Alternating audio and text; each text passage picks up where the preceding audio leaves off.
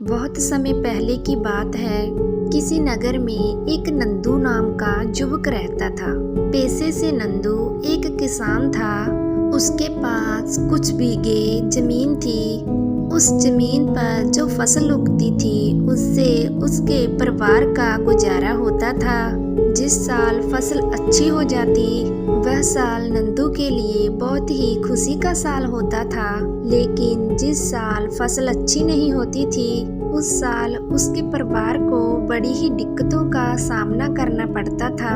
समय अपनी रफ्तार से आगे बढ़ रहा था और नंदू अपनी जमीन पे पैदावार बढ़ाने के लिए हर संभव कोशिश करता रहता था। लेकिन नंदू का एक पड़ोसी था। उसके पास कुछ गाय थी और गांव के कुछ बछड़े थे। उसका पड़ोसी पेशे से एक ग्वाला था। वह अपनी गांव का दूध घर घर बेचकर अपना गुजर बसर करता था। लेकिन उसकी एक समस्या थी। वह गाय का दूध तो निकालता था, लेकिन बात जब गाय को चारा देने और खिलाने पिलाने की आती तो वह अपनी गाय को खुला छोड़ देता था। वह जानता था कि गाय दूसरों के खेतों में चरकर अपना पेट भरकर उसी के पास वापस आ जाएगी। उसका काम सिर्फ गायों से दूध निकालना था। उनकी देखभाल का जिम्मा वो लेना ही नहीं चाहता था। उसकी वजह से बहुत से लोग उसे ताना भी दे देते, क्योंकि गाय उनके खेतों में घुसती थी और उन लोगों की फसलों का बड़ा नुकसान होता था। उससे शिकायत करते कि जब तुम दूध निकालते हो तो उनको तुम चारा क्यों नहीं डालते? क्या हमारी फसल बर्बाद करने के लिए उन्हें खुला छोड़ देते हो? इस पर वह कहता कि मैं गायों को पूरे दिन बांधकर नहीं रख सकता, उनको खुला भी छोड़ना चाहिए। गाय हमारी माँ होती है। अगर तुम्हारी फसल खराब होती है तुम अपनी फसलों की निगरानी रखो।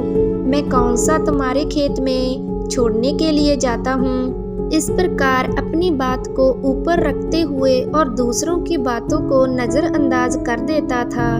एक दिन सुबह सुबह जब नंदू अपने खेतों में गया तो उसने पाया कि रात में गाय उसकी खेत की बहुत सी फसल खराब कर गई।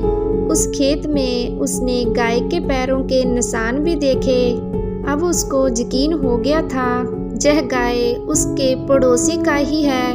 उसने सोचा कि पड़ोसी को इसके लिए शिकायत करेगा, लेकिन तभी उसे याद आया कि पड़ोसी को शिकायत करने का कोई फायदा ही नहीं, क्योंकि वह उसकी बात को मानेगा ही नहीं।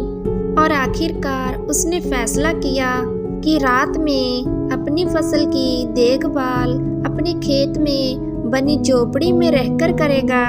उसने घर आकर अपनी पत्नी को अपना विचार बताया कि आज रात से मैं खेतों में ही सोया करूँगा। इस पर उसकी पत्नी ने भी कोई विरोध नहीं किया, क्योंकि उसे पता था कि अगर फसल अच्छी नहीं होगी तो फिर से गरीबी के दिन आ जाएंगे। उसी रात नंदू अपना खाना पीना खाकर और अपनी लाठी को तैयार करके अपने खेतों में बनी झोपड़ी की तरफ निकल गया। आज उसने फैसला कर लिया था कि आज से जब तक फसल नहीं कटेगी वह रात में अपनी फसल की देखभाल किया करेगा। लेकिन उसके मन में असमंजस की स्थिति थी। उसने सोचा कि अगर गाय मेरे खेतों में फसल खाने के लिए आती है तो मैं उसे लाठी से तो मार नहीं सकता। बचपन से उसके संस्कारों में से ऐसी मान्यता थी कि गाय उसकी माँ समान है, पर वह माँ पर लाठी कैसे चला सकता है? तो जहाँ पर असमंजस की स्थिति खड़ी तो हो गई, उसने सोचा कि मैं गाय को लाठी मारने के बजाय ऐसे ही हाँक दिया करूँगा। गाय वैसे ही हाँकने से बाहर चली जाएगी। लेकिन जब रात में गाय फसल खाने के लिए उसके खेत में पहुंची, उसने गाय को खेत से बाहर हाँकने का बहुत प्रयास किया। इस प्रकार जब वो गाय को खेत से बाहर निकालने की कोशिश करता तो गाय दूसरे कोने पर पहुंच जाती और गाय उस खेत से बाहर निकलने का नाम ही नहीं ले रही थी। इससे नंदू का गुस्सा बढ़ता जा रहा था। अपने गुस्से की वजह से वो खुद पर से काबू खोने लगा और आखिरकार वो घड़ी भी आ गई जब वह अपने सारे संस्कार भूल गया। जब आदमी गुस्से से भर जाता है तब उसका विवेक, बुद्धिमानी और उसका दिमाग काम करना हट जाता है। ऐसा ही कुछ उसके साथ भी हो रहा था। वह भूल चुका था कि उसके संस्कार क्या है। आखिरकार उसने लाठी उठाकर उस गाय को पीटना शुरू कर दिया। इससे वो गाय खेत से बाहर भागने की कोशिश करने लगी। बाहर भागने की कोशिश में वो गाय एक जगह पानी में पड़कर जमीन पर गिर गई। बदकिस्मती से जहाँ पर वह गाय गिरी थी वहाँ जमीन पर एक बड़ा सा पत्थर भी पड़ा हुआ था, जिसके कारण उस गाय की उस पत्थर पर गिरने पर वहीं पर मौत हो गई। यह घटना होने के बाद नंदू का गुस्सा एकदम शांत हो गया। उसको एहसास हुआ कि उससे कितना बड़ा पाप हो गया है। वह कुछ भी सोच नहीं पा रहा था कि उसे क्या करना चाहिए। वह सोच रहा था कि उससे बहुत बड़ा पाप हो गया है, उसे ऐसा नहीं करना चाहिए था।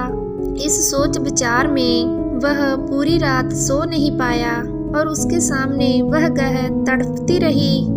उसने गाय का इलाज करने की भी कोशिश की, लेकिन रात में उसे कोई भी जानवरों का डॉक्टर नहीं मिल सकता था और ना ही उसकी मदद करने के लिए कोई आसपास मौजूद था, क्योंकि उसका खेत गांव से बहुत दूर था। वह पूरी रात उस गाय के सामने बैठा रहा और वो गाय को अपनी आंखों के सामने तड़पता हुआ देखता रहा। उसका दिल उसको बार बार धिक्कार रहा था, उससे कह रहा था कि तूने कितना बड़ा पाप कर दिया, इसका प्रायश्चित तुम कैसे करोगे। जैसे ही सुबह हुई तो गांव के कुछ लोग उस तरफ आ पहुंचे और जब उन्होंने नंदू को एक मृत गाय के पास बैठा देखा तो उन लोगों को पूरी घटना समझते देर नहीं लगी और नंदू ने उनके सामने माफी मांगते हुए कहा कि उससे बहुत बड़ा पाप हो गया है। इसके बाद गांव में एक पंचायत रखी गई और जिस ग्वाले की वह गाय थी, नंदू का वह पड़ोसी, उसने पंचायत से न्याय की मांग की, जहां पर पंचायत को फैसला करने में कुछ ज़्यादा तकलीफ नहीं हुई, क्योंकि नंदू जहां पर खुद अपने आप को दोषी मानकर बैठा हुआ था। पंचायत ने फैसला सुनाया कि जब तक नंदू इस पाप को धो नहीं लेता तब तक वह इस गांव में वापस नहीं आ सकता। इस पर नंदू ने पंचायत से पूछा भी कि वह अपने इस पाप को किस तरह धो सकता है। तो पंचायत ने बताया कि तुम 4 धाम की यात्रा करके इस गांव में वापस आ जाओ और इसके बाद तुम्हारा यह पाप धुल जाएगा। लेकिन अब भी नंदू की आंखों के सामने गाय का वो तड़पता हुआ चेहरा घूम रहा था और उसे लग रहा था कि 4 धाम की यात्रा पर जाने से उसका यह पाप किस तरह धुल जाएगा। क्या उस गाय की जिंदगी वापस आ जाएगी? क्या वह दर्द मेरी आंखों के सामने से हट जाएगा? लेकिन फिर भी उन लोगों की बात मानते हुए वह 4 धाम की यात्रा के लिए निकल जाता है। यह उस समय की बात है जब कोई साधारण वाहन ही हुआ करते थे। तब इंसान को अपने पैरों से ही चलना पड़ता था, या फिर घोड़ा गाड़ी या फिर ऊंट गाड़ी पर जाना होता था। नंदू की यह यात्रा बहुत लंबी होने वाली थी। शायद उसे कई वर्ष लग जाते वापस अपने गांव लौटने में, लेकिन फिर भी नंदू अपने पाप को धोना चाहता था। लेकिन उसके मन में एक सवाल भी चल रहा था कि इस पाप का भागीदार जितना वह है, उससे कई ज्यादा भागीदार वह ग्वाला है, जो अपनी गाय को दूध निकालकर ज्यों ही दूसरों की फसल चरने के लिए छोड़ देता था। यह सिर्फ उसके मन का सवाल था, लेकिन इस सवाल को वह किसी से पूछ नहीं सकता था।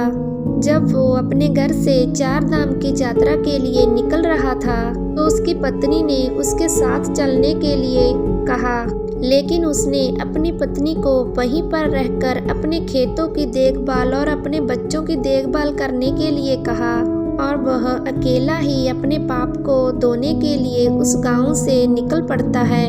एक धाम से दूसरे धाम और दूसरे धाम से तीसरे धाम, इस प्रकार चलते चलते नंदू को बहुत वक्त हो गया था। कई साल बीत गए थे, लेकिन नंदू अब भी अपने आप को दोषी मान रहा था। उसके मन से वो गाय का चेहरा हट ही नहीं रहा था। जब वो अपने तीसरे धाम की यात्रा पर जा रहा था तो उस यात्रा के बीच में एक जंगल पड़ता था। जब नंदू उस जंगल को पार कर रहा था तो उसे जंगल में एक भिक्षु की कुटिया दिखाई दी। वह बड़ा ही हैरान हुआ क्योंकि उसे आसपास कोई दिखाई नहीं दे रहा था। कई मीलों तक इंसानों की कोई भी बस्ती वहां पर नहीं थी। इस जंगल के बीच में ये भिक्षु अकेला क्या कर रहा था? इससे नंदू की जिज्ञासा और ज्यादा बढ़ गई और वह अपनी जिज्ञासा को शांत करने के लिए उस भिक्षु के पास उस कुटिया में पहुंच जाता है। जब नंदू उस कुटिया में पहुंचा तो उस वक्त वो भिक्षु ध्यान में लीन था, लेकिन जैसे ही नंदू ने उस कुटिया में प्रवेश किया, उसके प्रवेश करते ही वो भिक्षु ध्यान से बाहर आ गया। भिक्षु के ध्यान से बाहर आने के बाद नंदू ने उससे पहला प्रश्न किया।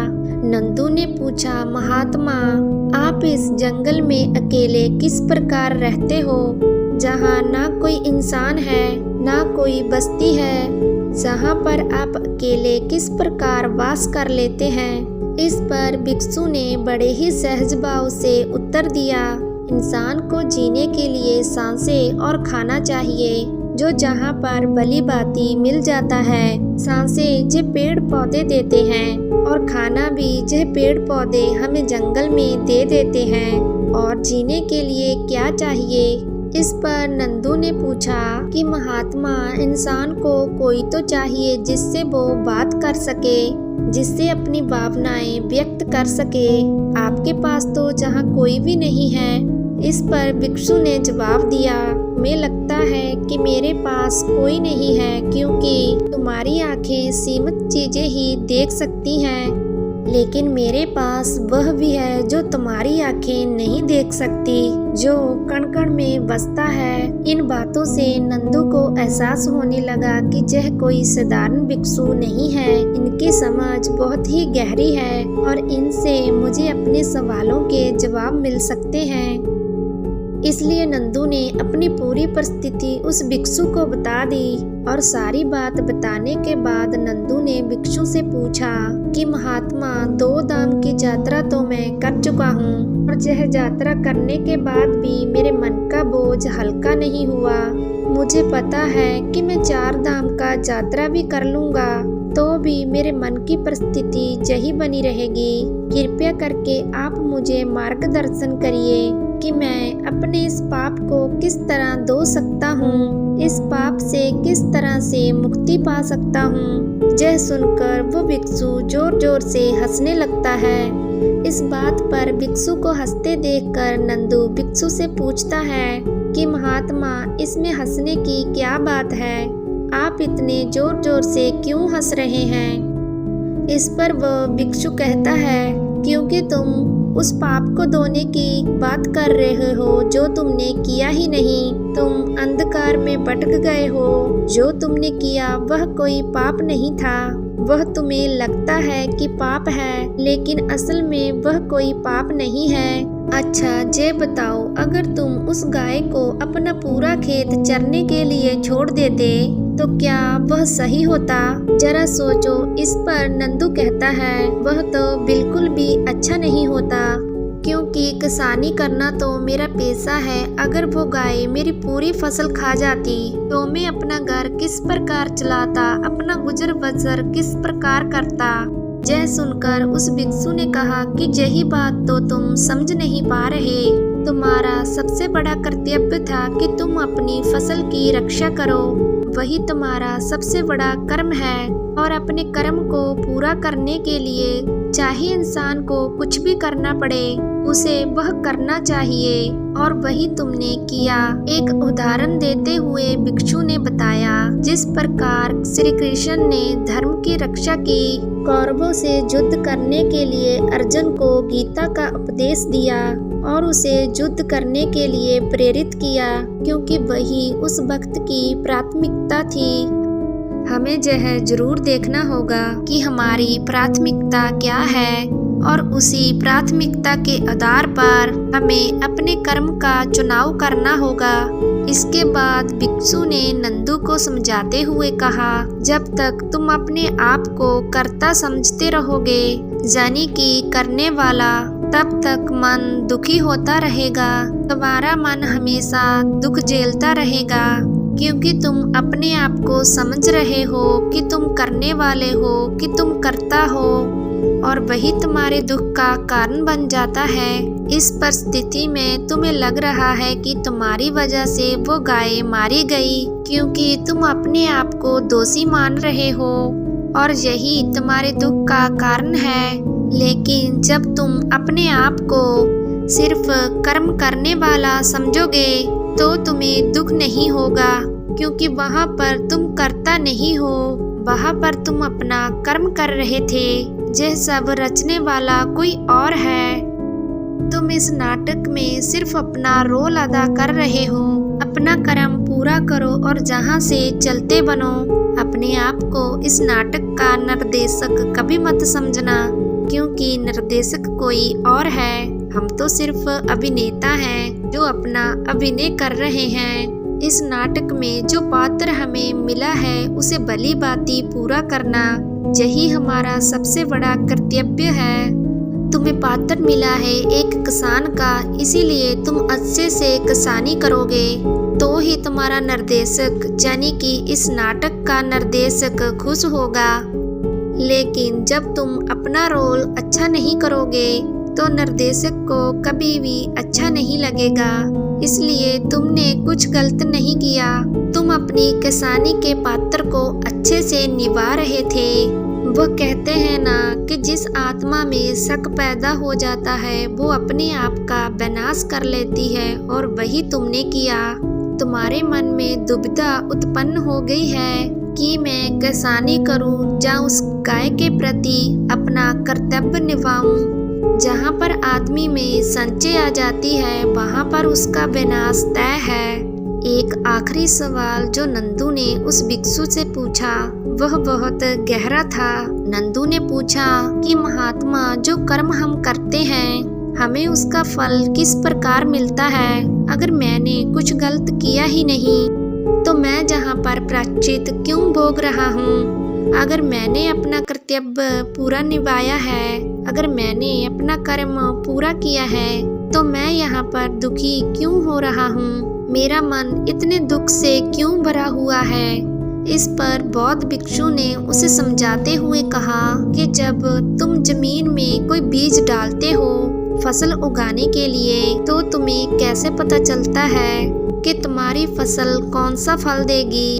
यह सुनकर नंदू ने जवाब दिया, यह तो बीज डालने के कई महीनों बाद पता चलता है कि फसल कौन सा फल देगी। जब तक हमें यह पता नहीं चलेगा कि यह बीज किस पेड़ का है, तब तक हमें यह कैसे पता चल सकता है कि यह पेड़ कौन सा फल देने वाला है। यह सुनकर भिक्षु मुस्कुराते हुए कहने लगे, जिस प्रकार बीज को जमीन में डालते समय हमें पता नहीं होता है कि वह कौन सा फल देगा, उसी प्रकार कर्म करते हुए हमें पता नहीं होता है कि इस कर्म का फल हमें किस प्रकार मिलेगा। उस कर्म का फल हमें मिलता जरूर है, भले उस कर्म का फल मिलने में कुछ देरी जरूर हो जाए, लेकिन इंसान में इतना संयम नहीं रहता, वह उतनी दूर दृष्टि नहीं रखता, वह उतना सोच ही नहीं पाता। उसे तो अपने कर्मों का फल उसी क्षण चाहिए। वह तो ये चाहता है कि जैसे ही मैं अपना कर्म करूं मुझे अपना फल मिल जाए। लेकिन ऐसी जिंदगी किसी भी पैमाने पर नहीं होती है। कोई भी विद्यार्थी मेहनत करता है, कई साल बाद उसे उस विद्या का फल मिलता है। अगर कोई विद्यार्थी यह सोचे कि वो आज ही पूरी पुस्तक पढ़ लेता है और कल ही मैं परीक्षा में बैठ जाऊं, वह तो हो नहीं सकता। उसे साल 2 साल अभ्यास करना पड़ता है और उसे अभ्यास का फल कब मिलेगा यह उसे पता नहीं होता। लेकिन फिर भी इंसान उसे समझ नहीं पाता और हमेशा अंधकार में भटकता रहता है। अपनी बात खत्म करते हुए भिक्षु ने कहा कि तुम अब अपने गांव लौट जाओ। तुम्हें 4 धाम की यात्रा करने की कोई जरूरत नहीं है। तुम अच्छे से अपने गांव में जाकर अपना कर्म करो और वहां पर अपने परिवार की देखभाल करो। यही तुम्हारा रोल है और यही तुम्हारा पात्र है जो तुम्हें इस जीवन में निभाना है।